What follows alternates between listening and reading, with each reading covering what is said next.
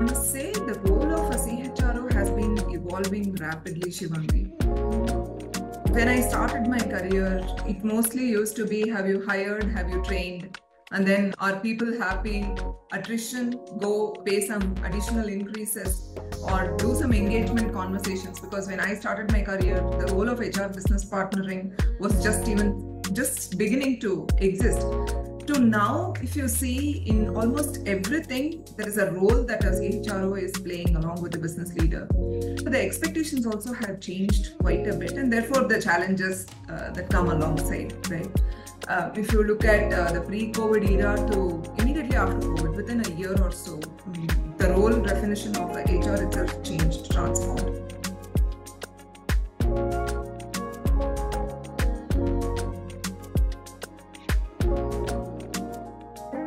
Hey everyone, welcome to another episode of People Led Show. I'm your host Shivangi, and our guest for today is the remarkable Janani Prakash. Janani is the head of people and culture at Genzion. She's previously held leadership roles at Deloitte Consulting and Quantella Inc. In addition, she's also been honored as one of the 40 under 40 HR leaders by Business World People, recognized as a top HRD leader by World HRD Congress, and featured among Asia's 100 power leaders in HR.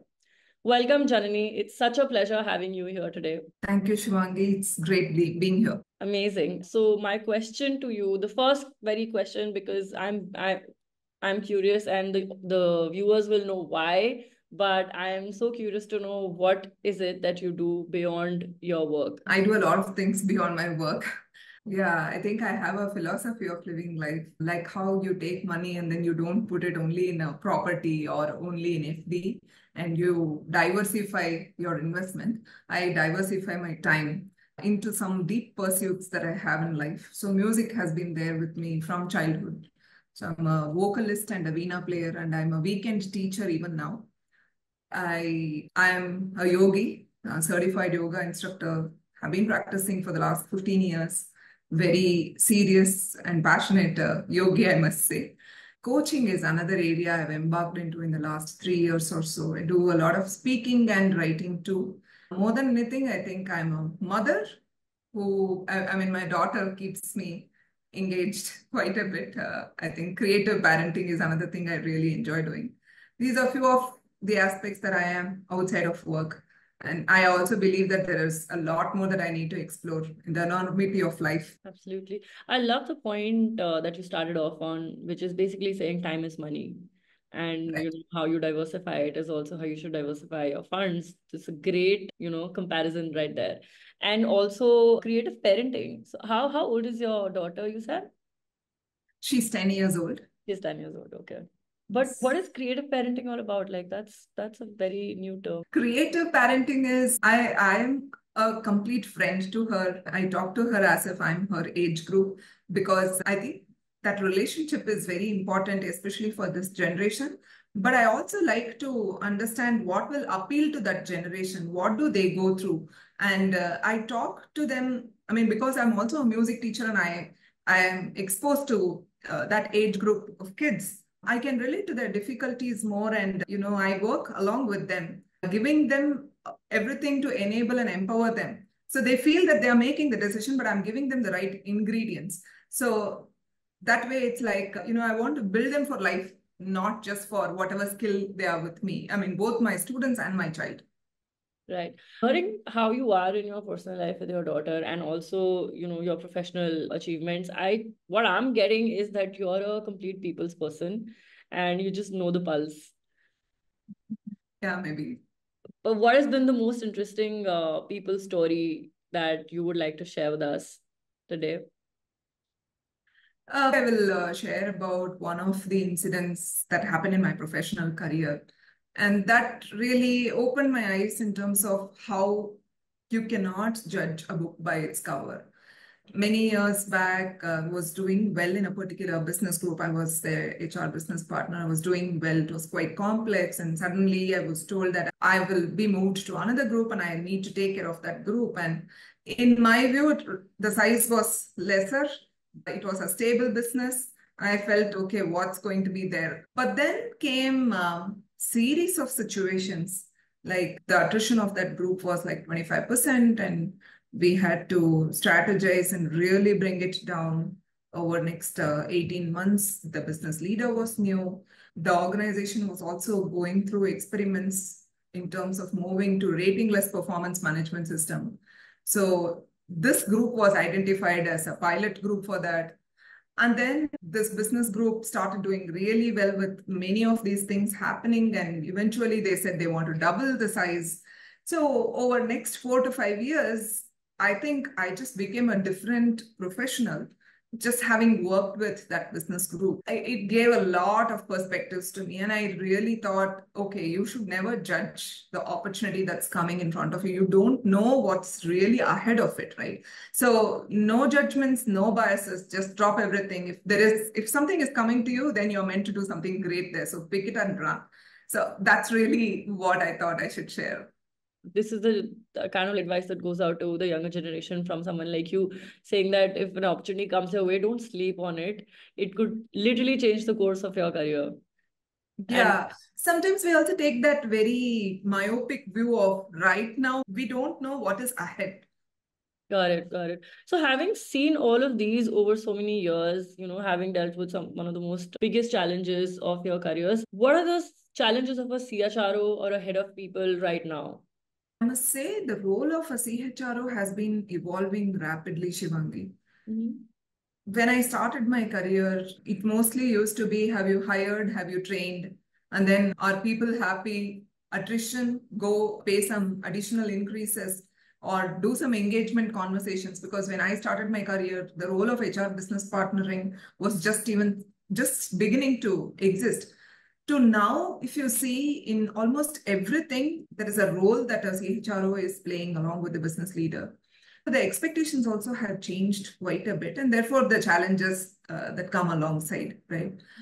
If you look at the pre-COVID era to immediately after COVID, within a year or so, the role definition of HR itself changed, transformed. Right. So today, if you ask me, keeping these things in perspective, what are some of the top challenges? I think the market landscape has changed significantly. So the talent pool availability and hiring the right talent for the organization, that itself is a huge challenge. Now you might think, what is there? I mean, this has always been the case. HR people always speak about it. To now, skills half-life used to be 5 years, and now it's 2.5. And then you have so many new skills coming. So somewhere people's aspirations are, how am I going to be relevant and which job will keep me relevant? And therefore, they are wanting to shift from one job to another. So it's a classic dichotomy that we are existing in. And amidst this, hiring the right talent is a huge difficulty. The second thing that I am seeing is having that creative bent of mind, curious mindset, attitude to actually work, be patient, and have the perseverance is slowly missing in the incoming talent across various generations. It's not about just one set of people. The third aspect is, see, culture was always being spoken of earlier as well, but then COVID came, remote happened. People thought remote will actually last forever. But later we realized, no, you need office environment as well. So building culture in a hybrid environment or a remote environment, I think is a huge challenge. Fourth is technology. I mean, these are like top of mind for me right now. I have like the two very interesting points that I picked up from your response. One was, having a creative set of mind and how that's going to be ever important.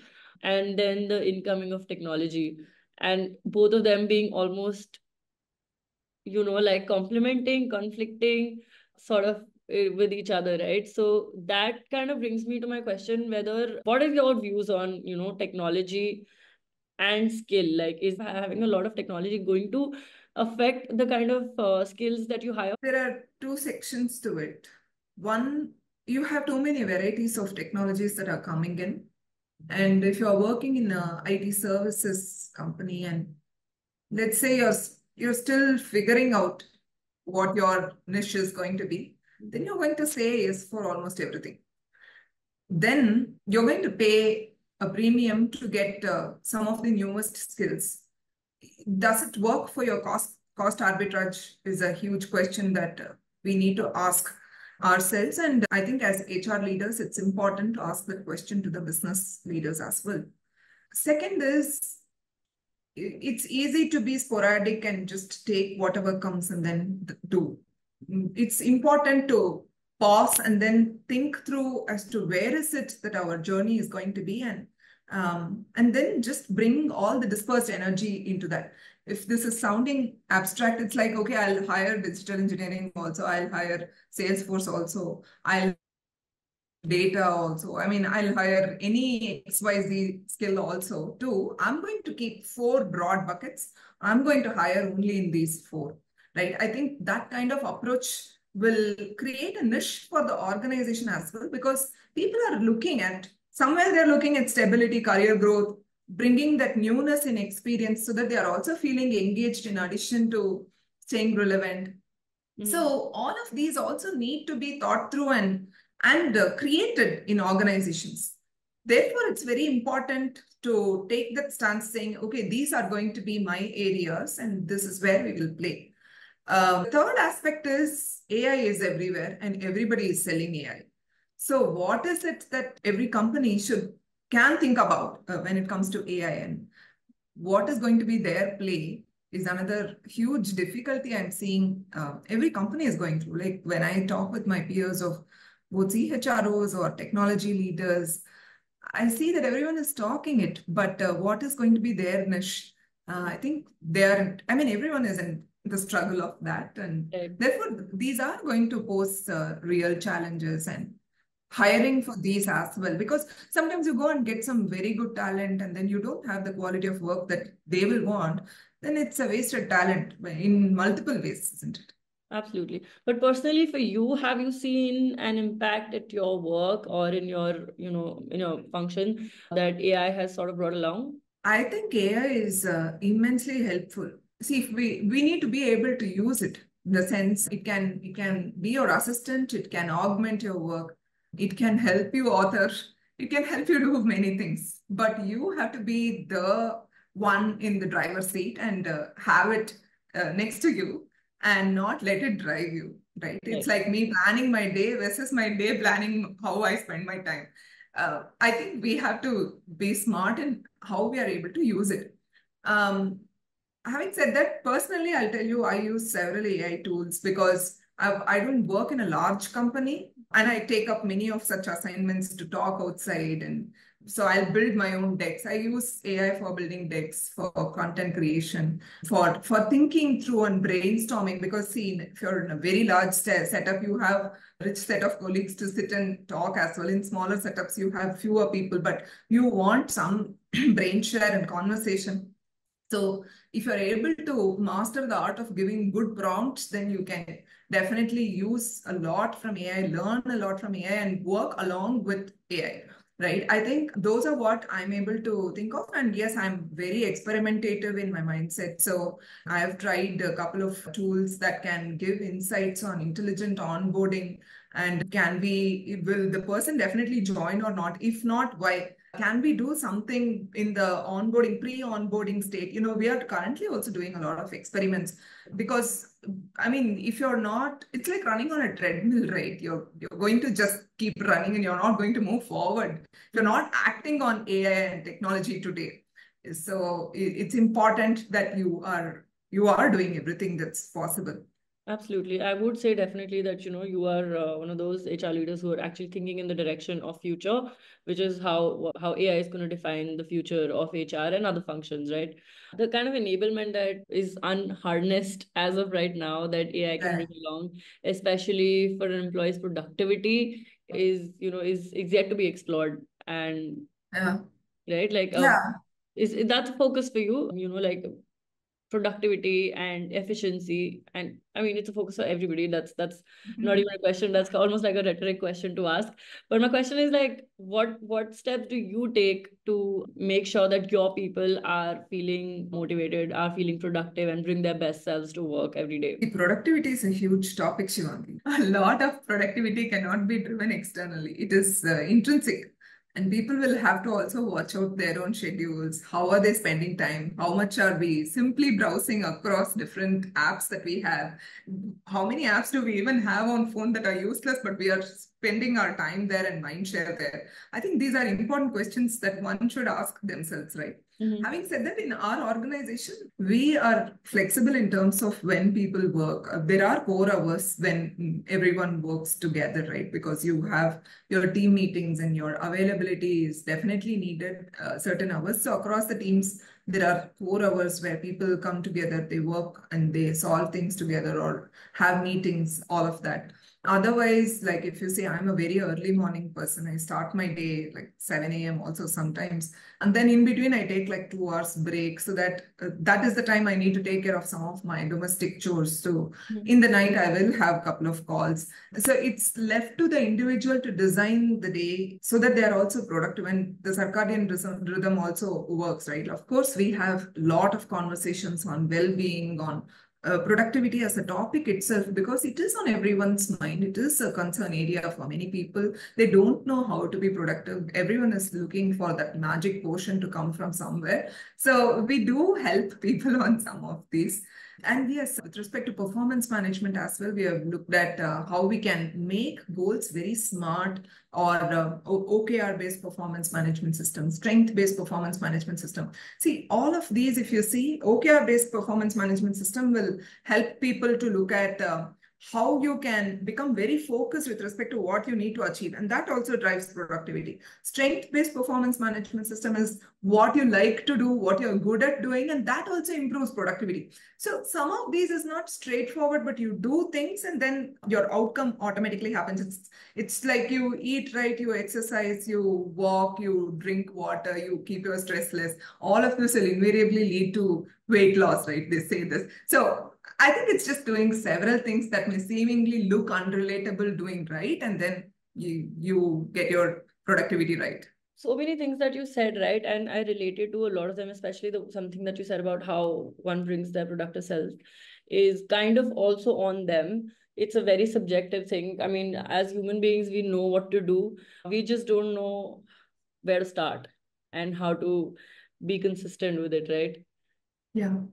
Absolutely. Yeah, I think that's a human challenge that we're going to be kind of solving for as and when distractions start to build up as well. Yeah, I think, I mean, if I get started on this topic, I can speak I a know, lot. I know, me too. But coming back to the part of the conversation, which is, productivity and efficiency, what are one or two tasks in HR function that you think should be automated like today? I think the query management has to completely be automated. Create an internal chat GPT. It will learn by itself, and then further conversations can happen. Second is these large organizations where things are managed centrally, but you don't have insights. Like I remember, I mean, because I've been in large companies for a longer time, many things get driven centrally. And then we suffer with not having visibility into smaller groups. So somewhere, if we're able to use AI to decentralize things and have things managed, but you get a centralized view also saying this pocket, this is happening. Now, to give power enablement to groups of thousands as well. And then have everything culminated at the top and create insights and reports. So what happens is you're able to provide that level of personalization to the respective business groups, but you're also able to get at a corporate level, what are those big things that are happening? What are patterns across like 1,500 groups in the organization? Which one is like the theme that we will need to select centrally so that we will drive it for the years to come? I think some of those insights can definitely be generated, and it's actually possible if organizations definitely want to do it. And what is the organization kind of looking at when they think about people, right? What my question is like, what are the metrics that the organization wants to look at when it comes to their people? Multiple things. A lot of focus on cost. A lot of focus on everything finance is there now. I mean, it's just accelerated in the last few years. See, the large organizations go through their challenge of new competitors, or suddenly one company stems from somewhere and makes it very big in a particular area, becoming a huge competitor. So they are also watchful. Smaller companies are always thinking about funding and everything else. So for hiring, how is your cost per hire? What's your retention, cost of retention versus cost of rehire or cost of hiring?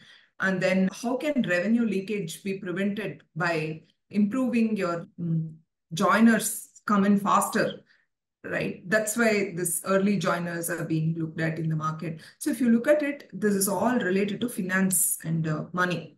The second is number of people that have concerns in a certain area, or broadly what is coming out and what are we going and doing about it, and therefore what's the score, like ENPS of sorts.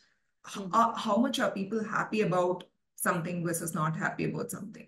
Then third is, let's say we are coaching some number of people within the organization, depending on the organization stage. How has coaching enhanced someone's performance? Now, this might be very difficult to metricize, but we can find ways to metricize this as well. So engagement index, attrition rate, all of these are constantly existing, learning hours, and how is learning on the job improving, and therefore the ROI, all of that. I think those are already there, but I just wanted to give some of the newer aspects that are trending these days. No, absolutely. And of course, cost is an issue, as is for the entire world. Right? Yeah. Money is... And technology spends, not to forget that. I feel like this warrants a question here, which is about change management. Of course, it's a hard sell for internal champions, internal stakeholders already to get a new tool in. But when it comes to having to explain it to the organization and get their buy-in and also getting them to use it, what are your change management hacks that has kind of worked? Because it's more difficult for a larger organization, right? And you've seen it all. So what are the tips that you have in mind? The first is to talk about the current pain points. Pain points in the existing system that we have not been able to solve. And then the several hours that are wasted, or resource wastage that happens with respect to people or cost. And then what does it end up in? Like, what's the result that comes out of it? That's very important. And if you are able to pick this, and whatever tool you're choosing as well, if you're able to see to it that all of these or most of these are getting met, then I think fundamentally we gain conviction to have the change management happen. The second is, once we are convinced, we know we want to implement something and these are the reasons why, talk to critical stakeholders and get buy-in and help them be the advocate. And most of the times, it's not that HR leaders want to drive this because they like it. It's because it's solving a business problem. And here comes a magic mantra, which is going to solve all of this. And then you're immediately going to win the hearts of people. The point is, we have to do the implementation right. All of this is good, and possibly we can do good selling. But the implementation, the last mile closure, those are extremely important when it comes to any kind of changes. And how are we able to take the various levels across the chain of command? You have the CXOs, and then the next level leaders, and then you have managers, and then you have employees. There has to be something for everyone. If it's going to touch the lives of everyone, then we need to articulate the what is in it for each one of them. It's important to say, hey, we heard you say all of this, and this is what we have done. And therefore, these are the results. People really appreciate it, and they trust us more. So I think these are some ways that I have seen success while managing changes. Understood. So one thing that you said is about building advocacy, and I completely relate to you. What is one viewpoint that you think you hold, but most of your peers or your friends disagree with? That was a question. I think everyone has a place in the world, and we create our places. Nobody does it for us. So we own our lives, we own our careers, we own everything. So it's our responsibility. Like, I want to take 100% responsibility about my life, my career, and my everything. But most people I've seen may not agree with it because they think somebody has some role to play. Yes, they all have a role to play, but it's up to us to navigate, right? So that's one area I would say. Second is, I think we don't prioritize health quite a bit. We will have longer lives for sure because medication has improved and all that. And what we are putting in as food, we are not even aware many times. So I'm extremely conscious when it comes to nutrition and how I take care of myself. And I lead an extremely disciplined life. A lot of people don't subscribe to it, but I think it has benefits in the long run. The two things that you said absolutely marry each other, because you're saying that you build accountability and then take care of your health. You will only be able to take care of your health if you actually think that you are responsible for it, right? Like no one else is going to come and solve it for you. Very well said. And that leads me to my last question. If there is one piece of advice that you would like to give to people leaders in India, what would that be? Constantly keep your learning muscle exercised. Just that. Learn anything, but keep learning. Because who we are today, 10 years later, we will not be this, and the world will not be this. One thing that will stay is our ability to learn, and we cannot survive if we are not learning. And nobody can take that away from you, not even AI. Absolutely. Yeah, that's right. Yeah. Awesome. That was so mind-opening of a conversation, and nothing short of what I expected with going into this with a person who's into people, business, and also is a yogi. I expected nothing less. So thank you for those wonderful gems, Janani. Thank you, Shivangi. It's been a pleasure having this conversation with you.